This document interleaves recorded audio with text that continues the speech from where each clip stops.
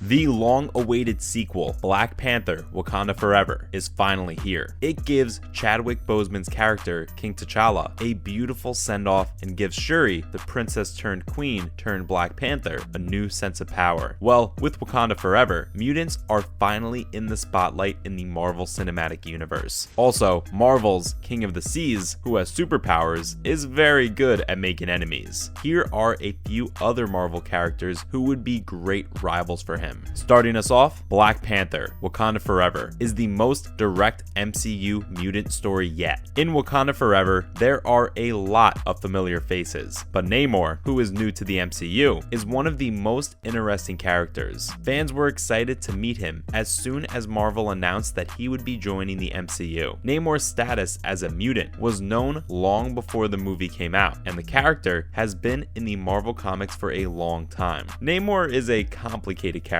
who often switches between hero and villain to protect his home. He was the bad guy in Shuri's story in Wakanda Forever, but he has always been the hero for his fellow Sea Dwellers. Marvel Comics says that Namor turned out to be a mutant because his father was human and his mother was an Atlantean princess. In the same way that Wakanda Forever changed Atlantis into Talokan, Namor's backstory in the MCU has been changed from the comics. In Wakanda Forever, Namor tells Shuri that his mother was already pregnant with him before he got his powers. Namor was changed and given special powers when his mother ate the underwater herb made by a vibranium meteor. This herb is similar to the heart-shaped one used by the Wakandans. Next, conflict and final battle. Wakanda Forever, Marvel's most mutant-focused film, was driven by Namor's mutant status. Mutants like Namor rule their people. The film's main conflict begins here. Namor's non-blue skin distinguishes him from Talokan's residents. He can breathe air and water, has ankle wings, and lives long. He changed in the womb, gaining these skills and differences. Talokan's other ancestors took the herb as adults. Wakanda Forever's Talokan wouldn't worship Namor if he weren't a mutant. The underwater utopia and Wakandans may not fight. Namor hated the surface world after seeing colonizers commit terrible acts while burying his mother. He was mad at them for destroying his mother's home, and because Talokan worships him as a god, they trust that the surface people are worth killing. Talokan then spent years preparing for war at Namor's request and gladly fought Wakanda. Mutant Submariner caused Wakanda Forever's chaos and Queen Ramonda's death. Namor's status as a mutant was also used more directly in the film's final battle, when he and Shuri took their fight to a more personal level. Shuri was able to use Namor's powers against him with the help of Dominique Thorne's Riri Williams. They found out that Namor was stronger when he consumed oxygen from the water before attacking on land. Shuri was able to get Namor to surrender by trapping him in an airship, drying out the air, and putting him on an island where he couldn't get any water. This was enough to make Namor weak, to the point of giving up. Being a mutant helped him get to the top in Talokan, but it also led to his downfall in Wakanda. In every part of the movie, Wakanda Forever really showed who he was. Mutants have been in or talked about in other MCU shows like Ms. Marvel, which ended up with the big reveal that Kamala Khan is a mutant.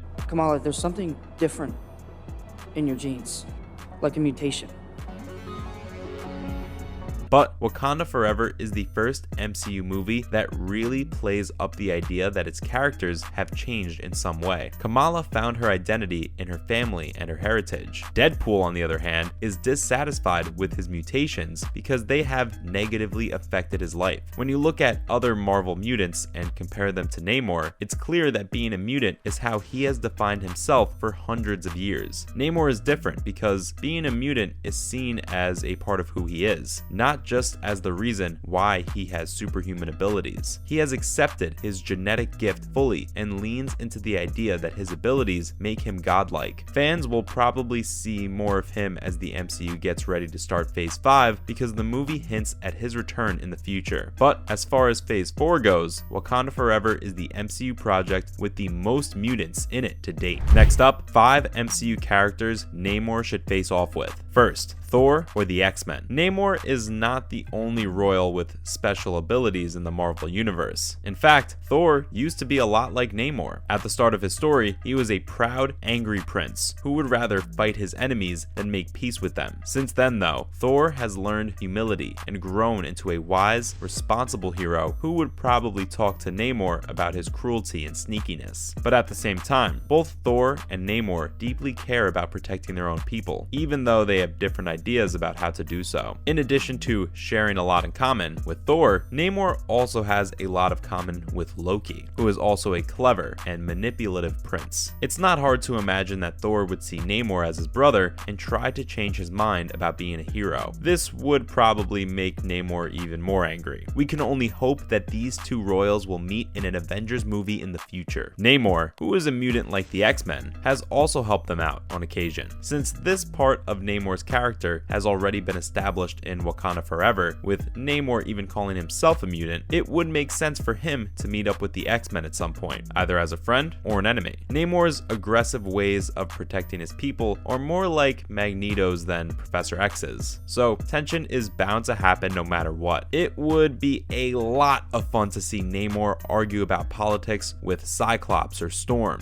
or fight Wolverine or Colossus. The X-Men probably won't show up in the MCU for a while, but when they do, they'll find another powerful mutant waiting for them. Next, Doctor Strange. Dr. Stephen Strange is another well-known character who has been in the comics with Namor for a long time. First of all, they were both members of the first Defenders team, along with the Hulk, back in 1971. But in recent years, they both worked for the Illuminati. If you've seen Doctor Strange in the Multiverse of Madness, you should be familiar with that name. The same movie also introduced the idea of multiverse invasions, which the Illuminati had to deal with in Jonathan Hickman's run on New Avengers from 2013 to 2015. In that show, Namor was a strong supporter of destroying other Earths that were getting close to Earth 616 in order to protect it. Naturally, the more heroic members, like Strange, didn't agree with these methods. Hickman's New Avengers series was a lead-up to his Secret Wars storyline, which he wrote in 2015. Secret Wars is likely to be a big inspiration for the 2026 Avengers movie with the same name, and since the incursions are already shown to be a threat in Multiverse of Madness, it's not hard to imagine that some of the members of the Illuminati will work together to stop them. So if that's true, it's likely that Strange and Namor will fight over the issue, especially since Namor's pride reminds Strange of his own ego problem, which he's trying to get over. Lastly, the Fantastic Four, or Doctor Doom. Aside from his recent fights with Wakanda, Namor has always been best known in comics for being a friend and foe of the Fantastic Four. He has a soft spot for the Invisible Woman, but often fights with Mr. Fantastic and the Thing. Namor has also been a fierce opponent of Johnny Storm, also known as the Human Torch. Since one is King of the Seas and the other controls fire, it makes sense that they wouldn't get along. When the long-awaited FF movie comes out in 2025 as part of the MCU, it wouldn't be surprising to see Namor play a part in some way. Namor isn't the only Fantastic Four foe who has been rumored for a long time and whose MCU debut has been eagerly awaited. Even though there have been rumors for a long time that Doctor Doom would show up in Wakanda Forever, there is still no sign that he will. It would be a shame if Doom didn't meet Namor when he comes to the MCU, which is a given. After all, they've been both respected allies and fierce enemies for a long time in the comics. Namor and Doom have a lot in common. They are both cruel, vengeful kings who are skilled at planning and hiding their true good intentions. But alas, their alliances always fail because they are so similar to each other. Doctor Doom will eventually show up in the MCU, and it would be a shame if he never shared the screen with Namor. Unfortunately, guys, that is all the time we had for today. What did you think of Namor's first appearance in the MCU? Comment below, make sure to like and subscribe to the channel. Until next time, cheers.